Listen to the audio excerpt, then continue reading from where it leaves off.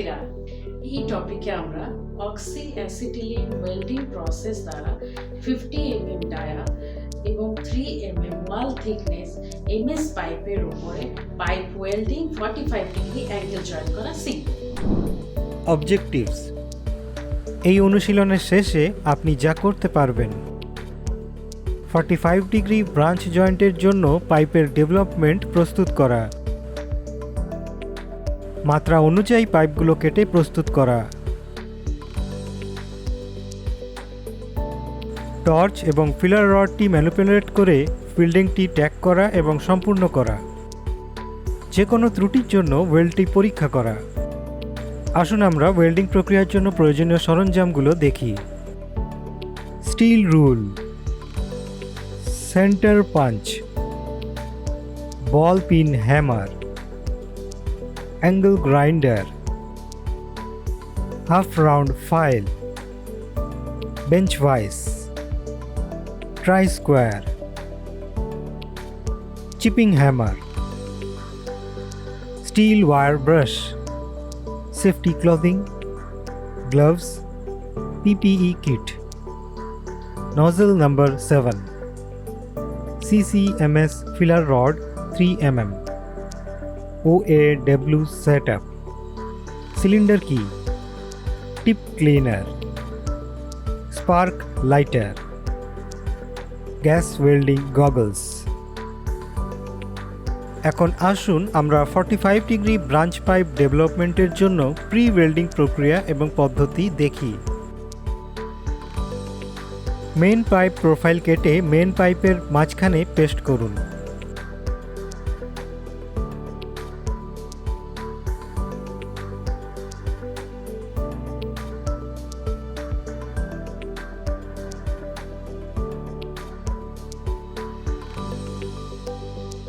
Branch pipe profile কেটে পাইপের শেষ প্রান্তে পেস্ট করুন।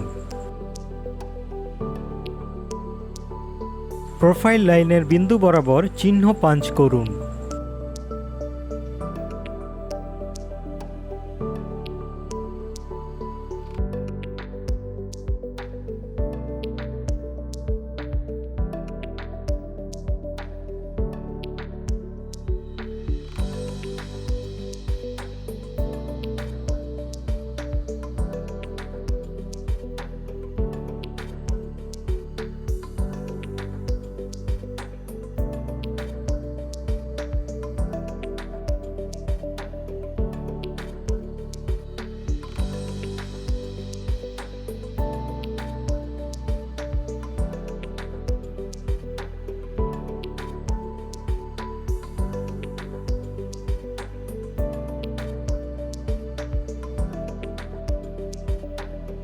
প্রোফাইল বরাবর ব্রাঞ্চ পাইপ কেটে ফেলুন।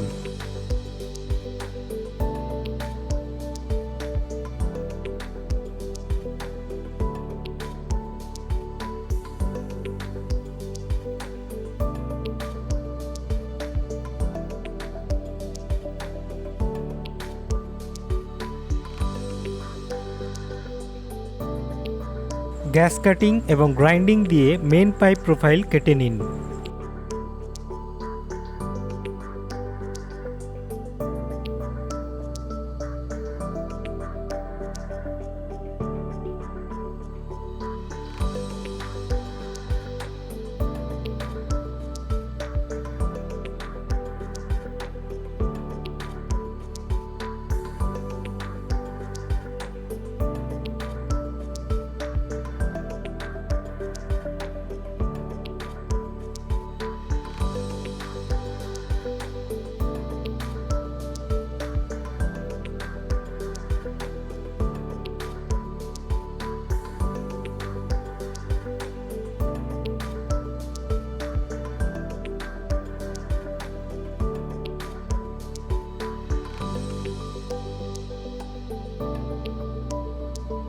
প্রান্তগুলো ডিবার করুন এবং ফাইল করুন।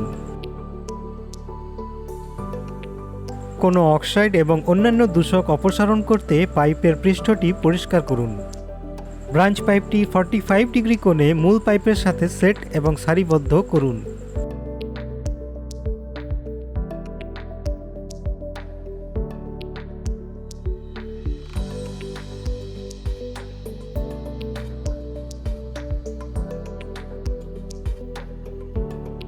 7 নম্বর নজল 3mm CCMS রড নিন এবং উভয় গ্যাসের জন্য 0.15 কিলোগ্রাম পার সেন্টিমিটার স্কোয়ার প্রেসার দিয়ে নিউট্রাল ফ্লেম ব্যবহার করুন।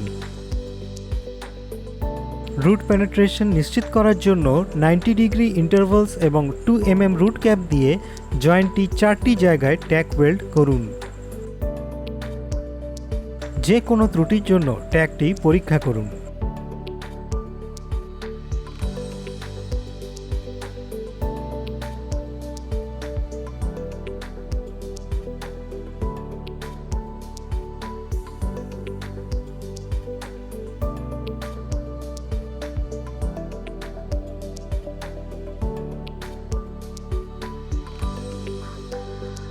এখন আসুন আমরা অক্সি-অ্যাসিটিলিন ওয়েল্ডিং প্রসেস OAW দ্বারা ডাউন হ্যান্ড পজিশনে 50mm লেন্থ এবং 3mm থিক পাইপে পাইপ ওয়েল্ডিং করা ওয়েল্ডিং প্রসেস দেখি। প্রয়োজনীয় নিরাপত্তা সতর্কতা অনুসরণ করুন। ওয়েল্ডিং টেবিলে ট্যাক ওয়েল্ড করা পাইপটা রাখুন। কোনো বাধা ছাড়াই ব্লো পাইপ এবং ফিলার রড নিয়ন্ত্রণ করা সুবিধাজনক করার জন্য ট্যাগ করা পাইপ ব্রাঞ্চ জয়েন্টটি সঠিকভাবে অবস্থান করা হয়েছে তা নিশ্চিত করুন।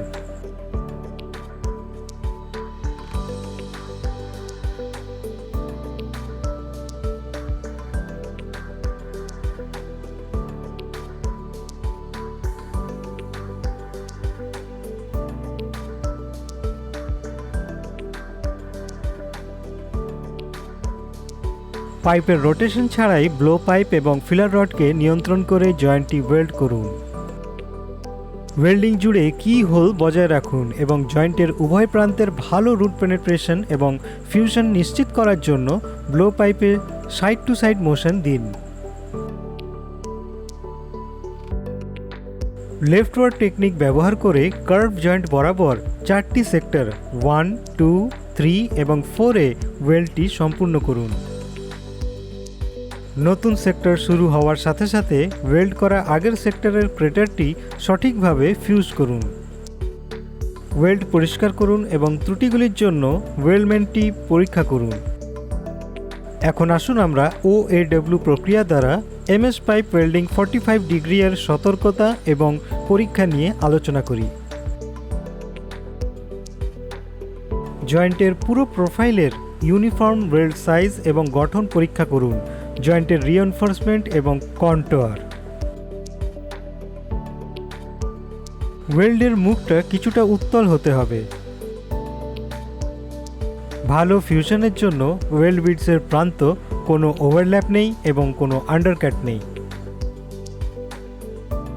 পাইপের পৃষ্ঠের পেনিট্রেশন এবং ফিউশন।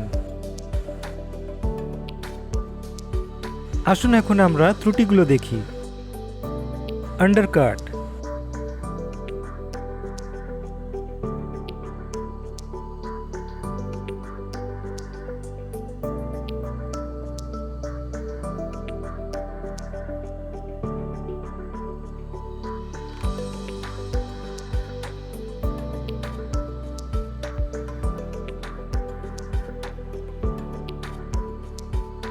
blowholes,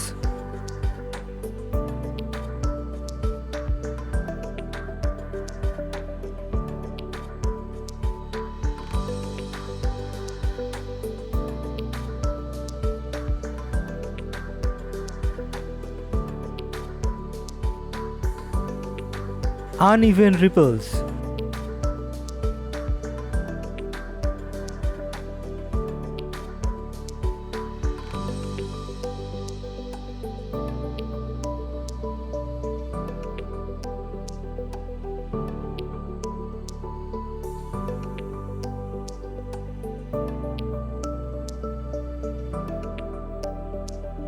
improper fusion,